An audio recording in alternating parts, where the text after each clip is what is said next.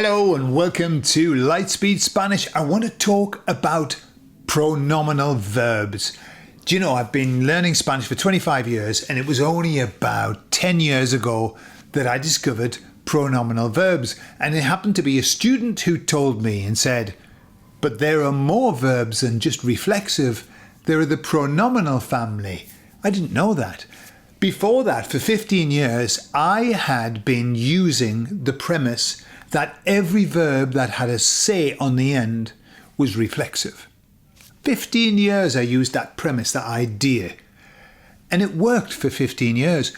After that, I started to realise that there were different kinds of pronominal verbs. Pronominal verb is just a verb that has say on the end.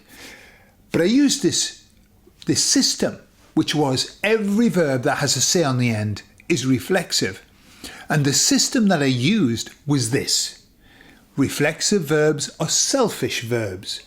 And that's because when you see it, you're going to add the word self onto it.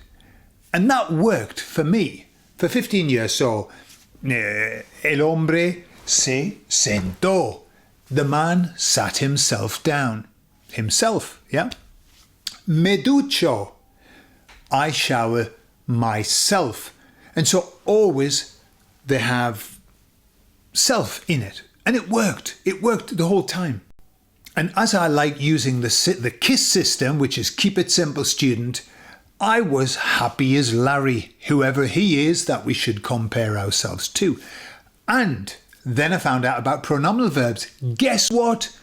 There are loads of them. There are 6 actually. 6 different kinds. Number 1, reflexive. Self. Number 2, datives of interest. You know, that's when you say, cuídate me. Cuídate me. It's like, keep yourself well for me. I'm interested, okay? We've got other ones like reciprocal verbs. That's where you do it to one another. Now, that's the only one, the reciprocal is the only one where self doesn't fit in very well. But I used to just work around it. And so when I used to read, y se besaron, they kissed one another, I used to just think they kissed themselves, but it was like together. Yeah, it worked. It's actually one another, but it worked for me. So let's not overcomplicate it.